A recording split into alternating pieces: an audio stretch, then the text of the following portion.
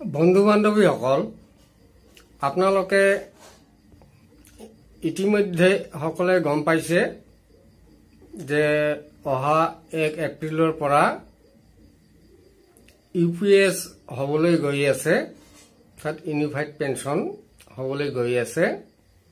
এতিয়া আমাৰ যিসকল শিক্ষক বা কৰ্মচাৰীয়ে এনপিএছৰ পৰা ইউপিএছলৈ যাব খোজে, তেওঁলোকে যাব পাৰিব। তাৰ কাৰণে অপচন আছে আৰু 4খন ফৰ্ম ওলাইছে। এই ফৰ্মবিলাক হয়তো অফিচত এতিয়াও আহি পোৱা নাই,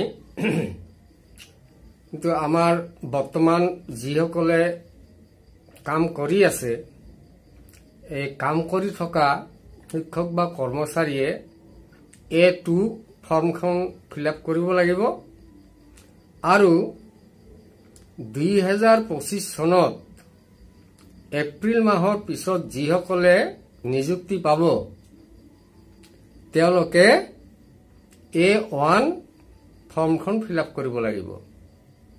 তাত এপ্ৰিলৰ পিছত যিসকলে নতুন নিযুক্তি পাব, তেওঁলোকে A1 ফৰ্মখন ফিল আপ কৰিব লাগিব যদি ইউপিএছলৈ যাব খোজে। আৰু 2025 চনৰ 31 মাৰ্চৰ আগতে যিসকলে এনপিএছত কাম কৰি থকা শিক্ষক বা কৰ্মচাৰীয়ে অৱসৰ লৈছে, ইতিমধ্যে অৱসৰ লৈছে, তেওঁলোকে B1 ফৰ্মখন ফিল আপ কৰিব লাগিব। B1 form. আৰু মৃত ব্যক্তিৰ বা মৃত কৰ্মচাৰীৰ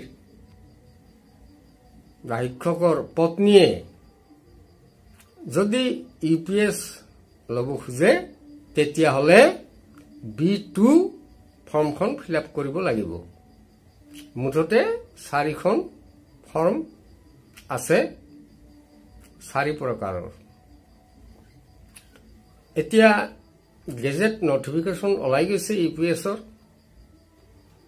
আৰু 2025 চনৰ আগতে 5 চনৰ আগতে যিসকলৰ বিজ্ঞাপন হৈছিল বা তেওঁলোকে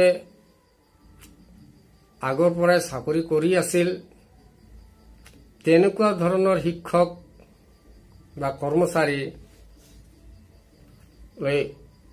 তেওঁলোকে OPS পাব। আমাৰ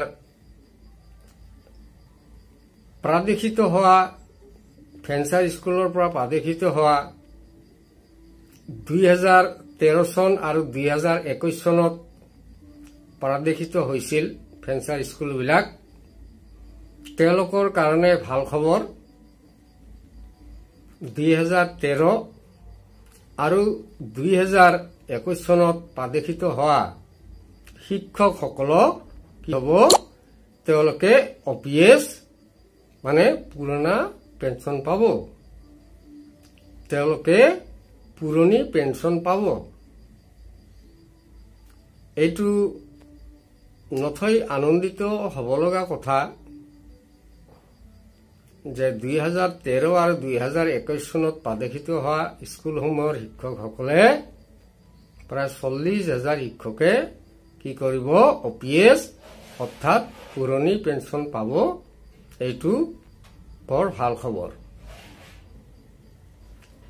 আমাৰ 1 এপ্ৰিলৰ পৰা এইটো লাগু হ'বলৈ গৈ আছে।